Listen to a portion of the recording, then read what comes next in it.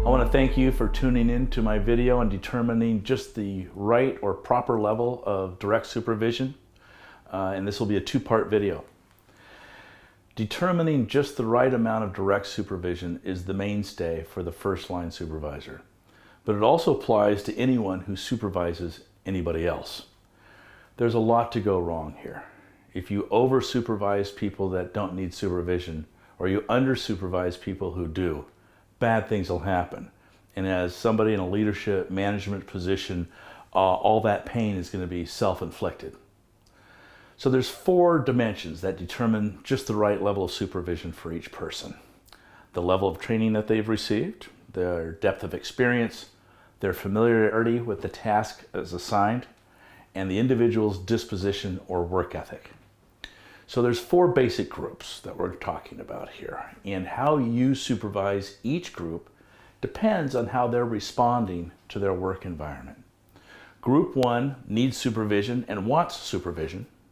Group 2 needs supervision but doesn't want it, and there'll be a long discussion on group number 2. Group number 3 doesn't need much supervision but still wants some to make sure they're on course. And group 4 doesn't need supervision but wants just enough to feel supported. So let's talk about what happens in a high training culture. People start at group 1, they graduate to group 3, then they graduate to group 4, and yes, some remain stuck in group 2. As they graduate from group to group, as they gain more experience and more training, your level of supervision has to change, and you have to graduate with them as they advance, or not, through the training culture. So you need to supervise them based on the group that they're in. And while you're observing what they're doing, and we'll give you a list of observations to be able to tell you what group they're in, you'll be able to graduate with them. If people don't get supervision when they need, again, it's a disaster for you and for them. And when you over-supervise people that are high-performing, that is very frustrating. It's a waste of your time, and it just creates a lot of resentment. So once again, we're looking for that Goldilocks solution. Not too much, not too little, just right for each group, okay? So each group has special requirements, each group has special needs, and you want to make sure that the needs are applying themselves to just the right group. So let's start with group 1. That's the trainee. They're new, they want to perform top-notch, they have a great zeal to learn, they know they don't know the job yet, and inadequate supervision actually creates a lot of anxiety for them and slows work. So as a trainee, they want lots of supervision. They want to be teamed up with the veteran on the team. They want to be learning as fast as possible, but they don't know very much. And if they're left alone too long, it creates a lot of anxiety. So they want a supportive, direct supervision approach.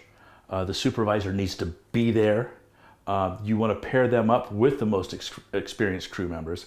And in fact, you'll see a common theme in all my videos, and that is you always take your novices and team them up with the most experienced folks on the team, okay? A lot of that training will happen just through osmosis. So your focus with them is to train, train, train. They're not going to be given as many tasks as people that have lots of experience, obviously. You want to introduce them to some task completion, but most of it's going to be training and bird dogging the more experienced crew members, okay? Also, you want to let them know, and this is a proposition that you'll see in a lot of my videos, and that is, when in doubt, pass it up.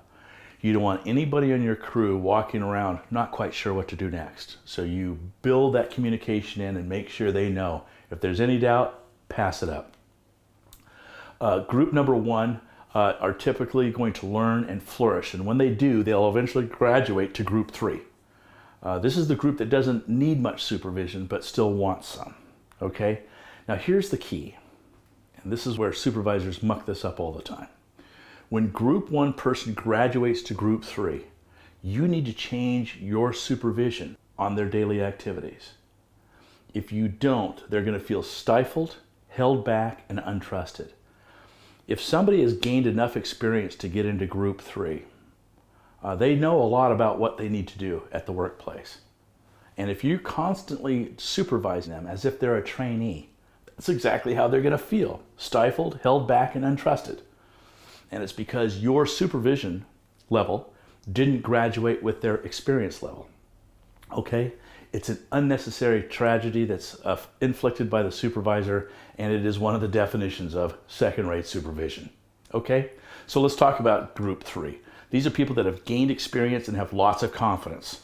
They're doing well at performing their tasks. Their level of confidence might still be catching up sometimes, and there might still be some anxiety, but they know that they're doing well, they know how to do the job, they know who to talk to, and they're demonstrating a good work ethic. Even if they don't admit it, continued support and training by the supervisor helps them succeed. But you need to be patient and you need to be present, but not intrusive, okay? You don't want to just invade them. You want to give them some leeway, some areas in which to operate. And instead of just train like you do for group 1, you want to train, guide, and motivate. Keep asking them where they think they need more training. And once again, when in doubt, pass it up. Always throw that proposition out to everybody that works for you. When group 3 graduates to group 4, you need to do that also. Group 4 is the group that doesn't need direct supervision, but they need enough for support, maybe to remove roadblocks and things of that nature. Group 4 is your highly experienced, high-performing individuals. If you don't graduate with them, they're going to feel parented instead of supervised. Think about it. If you're going to treat somebody who has a lot of experience, that they're highly trained, and you're going to treat them as if they have like a medium level of training, that's exactly how they feel, parented instead of supervised. And this is bad, bad, bad. It is another definition of second-rate supervision. So group 4 is highly competent and confident. These are your vets. They have no negative performance issues. Their confidence is up. Their competency levels are very, very high. Their anxiety levels are very low. They're ready to guide and train others. They're highly productive and they work well independently. If you have somebody that's hitting all those bullets I just listed, they're in group 4. You need to get off their back and you need to avoid micromanaging them, okay? Encourage them to take on more responsibilities. You want to find opportunities where they can control more outcomes. And you want to delegate specifically in terms of guidelines. Don't micromanage these people. Allow them the dignity and respect that they have earned. The other thing that you want to do with group 4 is you want to coach them through problem solving. Stepping in and removing them during a problem solving situation when they're trying to solve the type of problem you want them to be able to solve is a disaster, especially if it's done in public. So when there's problem solving that's occurring, you want to coach them through that process so they learn how to solve those problems. Let them know that you're there as an ongoing resource. Once again, when in doubt, pass it up is the offer you're making to everybody on your team, regardless of the level of supervision you're giving them. And once again, with group 4, you only insert yourself into the process if something is going really, really wrong. Don't over-encroach, but always support. That's the key to group 4. Okay, this is the end of part 1. Tune into part 2 if you can right away. If not, we'll see you later. Thanks for watching.